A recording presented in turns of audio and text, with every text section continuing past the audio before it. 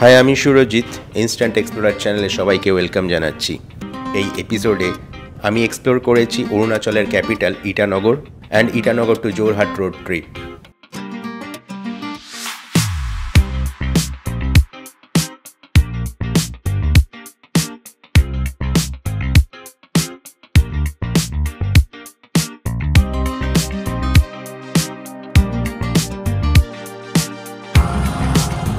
রাত্রিবেলার market এখানকার খুবই সুন্দর।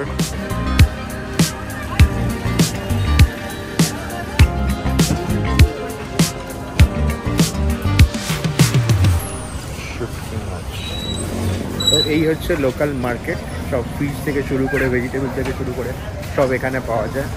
তাই নাই একটা ইভিনিংয়েও খোলা রয়েছে।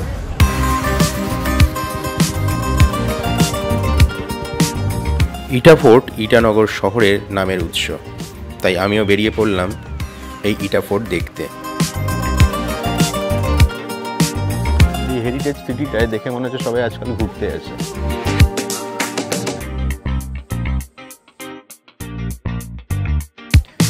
এটাই সেই পুরনো ইটানগর ফোর্টের কিছু অংশ বাকি রয়েছে। বেসিক্যালি এখানে আজকাল ফটোশুটই হয়।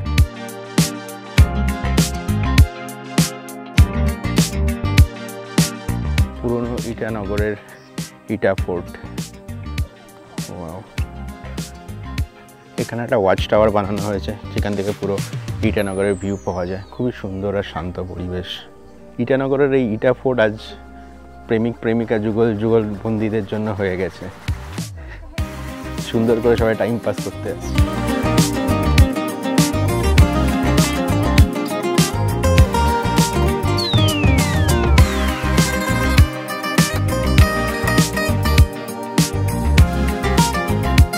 ঠিক করে একে রিস্টোর করা হয়নি, কিন্তু জায়গাটাকে এখন একটা পার্কের মতন বানানো হয়েছে, তাই সবাই এখানে ঘুরতে আসে।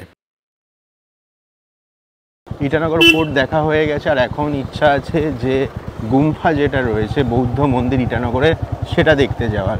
রাস্তাটা ভালো, সুন্দর রাস্তা, পাহাড়ের ওপরে ছোট ছোট গলির মধ্যে দিয়ে উপরে উঠে এই ইটানগর ফোর্ট। এর নামেই ইটানগর শহরটা হয়েছিল।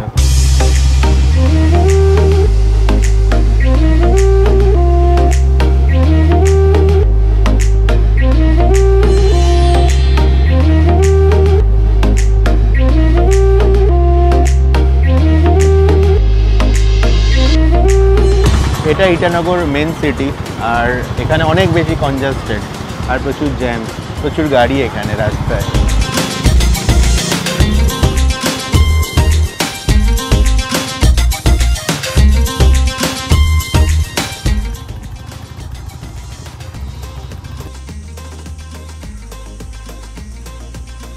এটা হচ্ছে বুদ্ধ টেম্পল, এখানকার ইটানগরের বুদ্ধ টেম্পলের এন্ট্রি পয়েন্ট।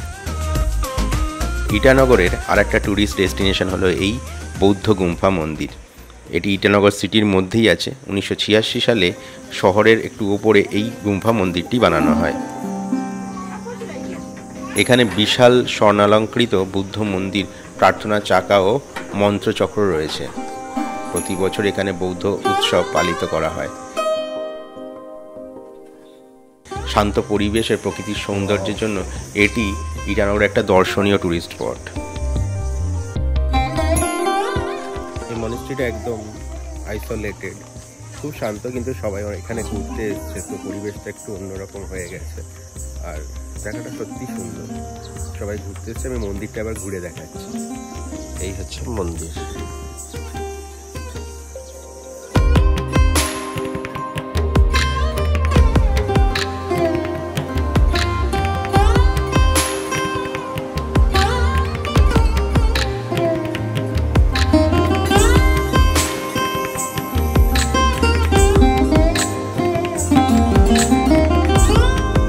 এখন যাচ্ছি মিউজিয়ামে।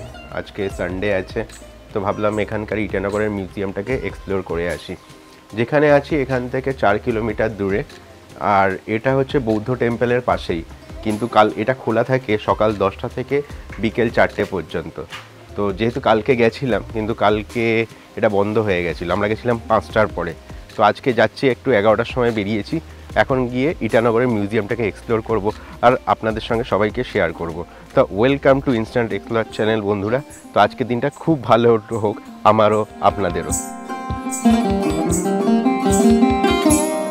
এটা হচ্ছে ইটানগর স্টেট মিউজিয়াম। ইটানগর মিউজিয়ামটা বৌদ্ধ গুম্ফা টেম্পলের একদম পাশে। এখানে সমস্ত অরুণাচল প্রদেশের ট্রাইবাল সংস্কৃতি এবং তার ঐতিহাসিক জিনিসপত্রগুলো সুন্দর করে ডিসপ্লে করা হয়েছে। মিউজিয়ামটি অসাধারণ লেগেছে। তো আপনারা যদি এখানে আসেন তো প্লিজ এই মিউজিয়ামটি ভিজিট করবেন, যেখানে আপনারা নর্থ ইস্টের সম্বন্ধে অনেক নলেজ গেইন করতে পারবেন।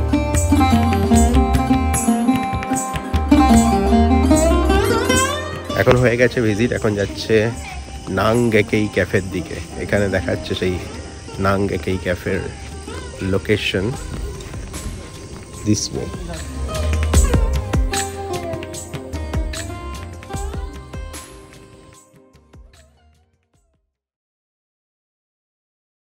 রাত্রিবেলা ইটানগরটাকে এক্সপ্লোর করতে বেরিয়েছি।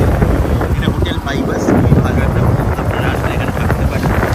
রাতে ইটানগর ফরএভার 21 প্রচুর ফ্যাশন স্টোর আছে এখানে।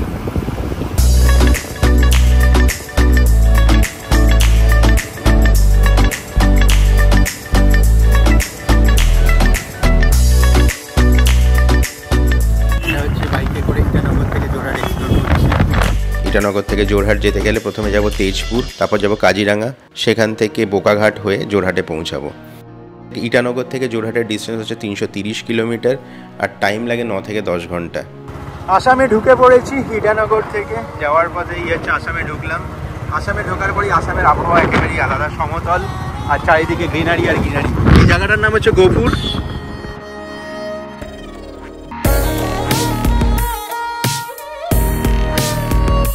এখান থেকে Tezpur 131 kilometre, Lakhimpur 81 kilometre, Guwahati 312 kilometre. Lakhimpur যাচ্ছে ওই রাস্তাটা দিয়ে।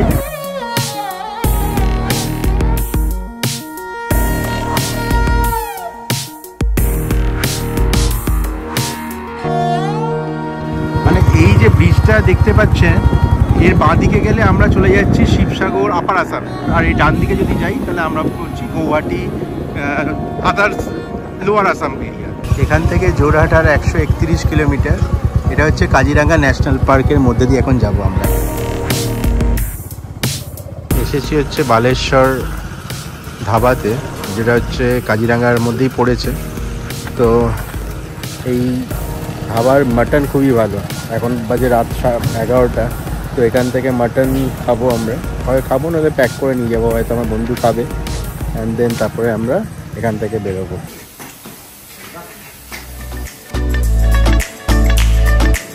এই হচ্ছে মাটন, ও দেখেই ডেলিশিয়াস লাগছে। আর এই হচ্ছে রাজু, যার সমস্ত ফিডব্যাক একদম পারফেক্ট, দারুণ দারুণ। জোরহাট আর 53 kilometre, Golaghat 27 kilometre, Dimapur 107 kilometre, Imphal 311 kilometre. তো প্রায় আমরা পৌঁছে গেছি, রাত বাজে 1টা। আমরা জোরহাটে এন্ট্রি করে গেছি আর রাস্তা এত সুন্দর।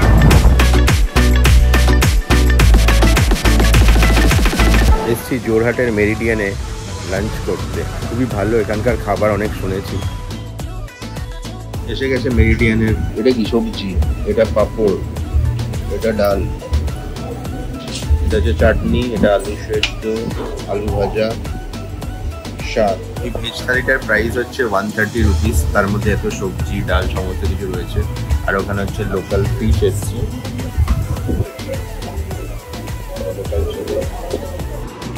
এটা হচ্ছে পটলের একটা সবজি, এটা হচ্ছে চিংড়ি মাছের ভাপা, আর এটা হচ্ছে কালিয়া, ফিশ কালিয়া। তো এটা হচ্ছে আজকের লাঞ্চ, আর এখন করব। ঠিক আছে, অসাধারণ এই খাবারটা এসছে। बहुत जोरदार खाना है ये, जोरहाट का एकदम फेमस फूड है। आप खा के देखिए, आपको अच्छा लगेगा। Thank you so much. এটা বানিয়েছে নির্মল, লেবু ফেবু দিয়ে অসাধারণ। এবার টেস্ট করবো এটা।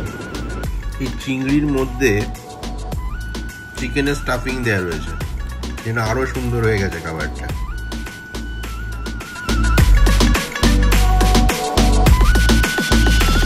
যোরহাট থেকে এখন মাজুলির দিকে যাচ্ছি।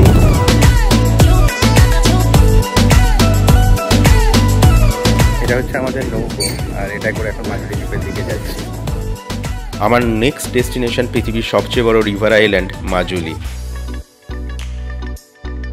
প্লিজ ইনস্ট্যান্ট এক্সপ্লোরারকে সাবস্ক্রাইব করুন আর শেয়ার করুন।